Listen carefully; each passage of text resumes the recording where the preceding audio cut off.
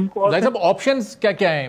کون کون سے آپشنز پر آپ لوگ اپنے ان مسلم ممالک کو کنونس کر رہے ہیں کہ کیا تجارتی بائیکاٹ اسرائیل کا پریشر کس طرح ڈالا جائے اسرائیل پر، سفارتی تعلقات منقطع کیے جائیں؟ کیونکہ ابھی جنرل صاحب فرما رہے تھے ٹیکنیکلی وہاں پر کوئی فوج نہیں بھیجی جا سکتی، اب ان مظالم کو روکنا ہے تو پھر ظاہر ڈپلومیسی ایک سب سے امپورٹنٹ فیکٹر ہے، اس کے ذریعے کیا ممکن ہو پائے گا اتنا پریشر ڈالنا کہ اسرائیل پیچھے ہٹے؟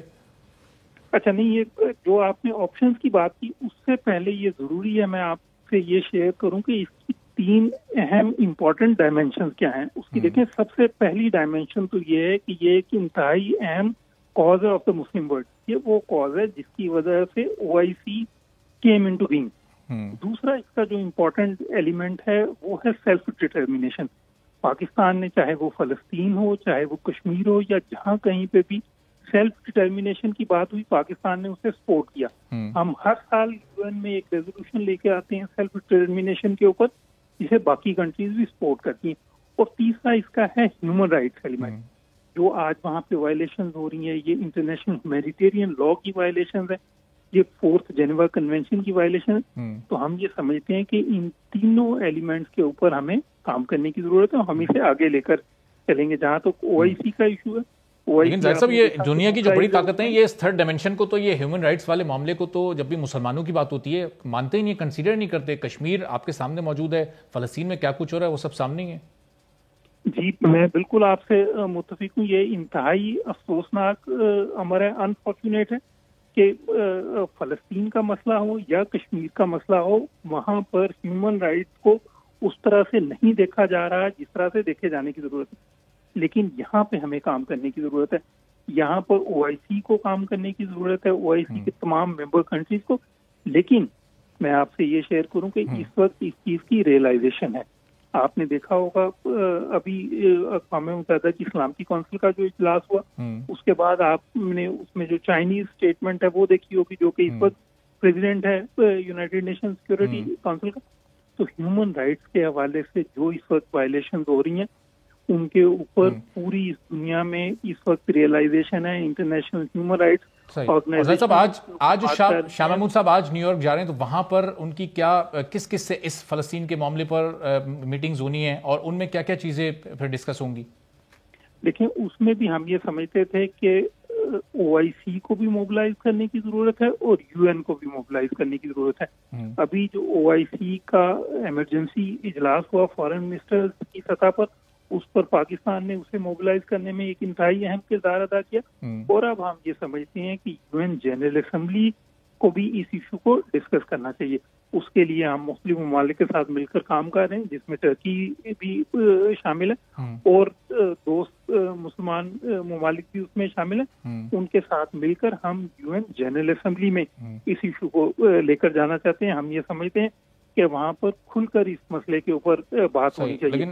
اب ظاہر صاحب پرائم منسٹر عمران خان صاحب نے بھی جس طرح مسئلہ کشمیر پر UN جنرل اسمبلی میں بات کی تھی، اس سے پہلے کشمیر کے ایشو پر بھی جنرل اسمبلی میں بات ہو چکی ہے، اور پرائم منسٹر عمران خان صاحب نے خود وہ بات کی تھی اور بڑے زبردست انداز میں کی تھی، لیکن اس کے بعد بھی ہم نے دیکھا کہ دنیا نے کشمیر کے مسئلے کو بھی کوئی خاص سیریس نہیں لیا۔ تو اقوام متحدہ کی جنرل اسمبلی کے اجلاس میں اس معاملے کو ڈسکس کرنے کی کیا اہمیت ہے؟ وہ اس دن ڈسکس ہوگا، 4-5 روز بعد سب بھول جائیں گے؟ اچھا، میں آپ کی اس بات سے شاید اتفاق نہ کروں کہ اس مسئلے کو، کشمیر کے مسئلے کو سیریسلی نہیں لیا گیا۔ آج پوری دنیا میں کشمیر کے اندر جو ہیومن رائٹس وائلیشنز ہو رہی ہیں اس کے اوپر بات کی جا رہی ہے۔ آج بھارت کو پوری دنیا دیکھ رہی ہے as a violator of human rights. آج پوری دنیا یہ سمجھتی ہے کہ جو کشمیر کے اندر ہو رہا ہے دیٹ از ان ایکسیپٹیبل۔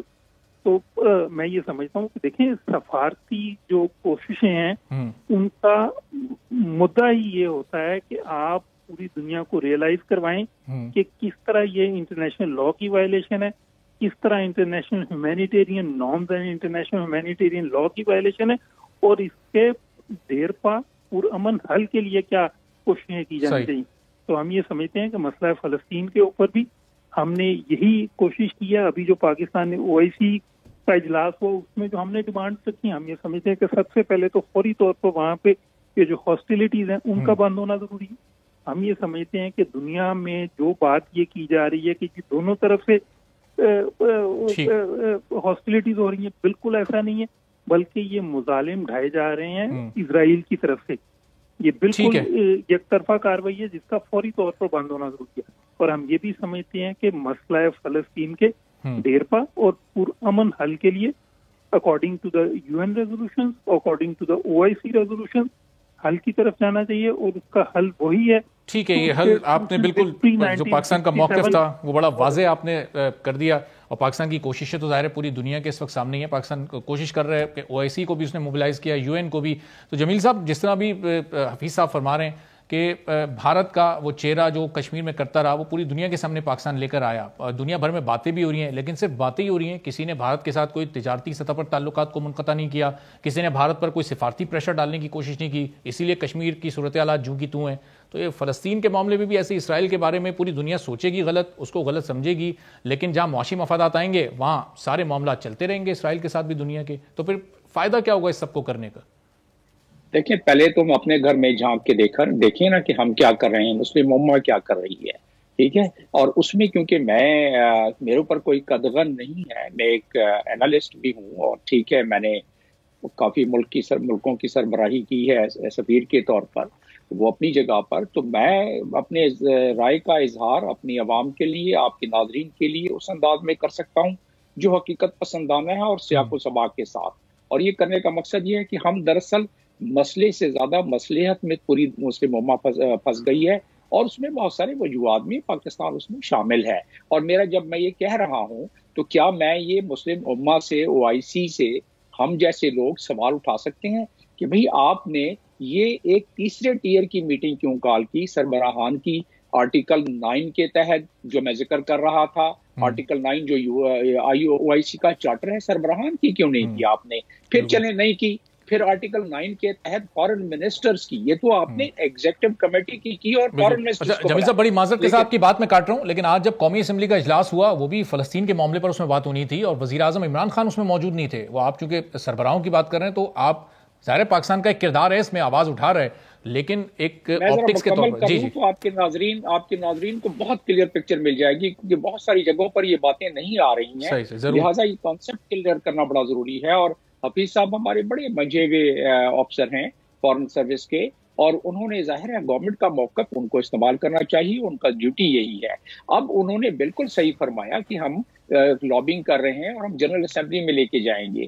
کیا مسلم امہ میں 57 ممالک میں کوئی ایسا ملک نہیں کہ جو آرٹیکل 20 ہے، میں آپ کو سارے آرٹیکل بتا رہا ہوں جو کہ جنرل اسمبلی کا، اس کے تحت کوئی بھی ممبر ملک وہ کہہ سکتا ہے کہ میٹنگ کال کرو، اور اس کے ودن 30 ڈیز 15 ڈیز میٹنگ کال کرنی پڑتی ہے اگر اس کے 50% سے زیادہ ممالک اس کی حامی ہوں تو. اور سیکرٹری جنرل سارے ممالک کو کہتا ہے کہ کون کون اس کا حامی ہے میٹنگ. تو یہ آرٹیکل 20 کے تحت ابھی تک کسی نے کال نہیں کی میٹنگ.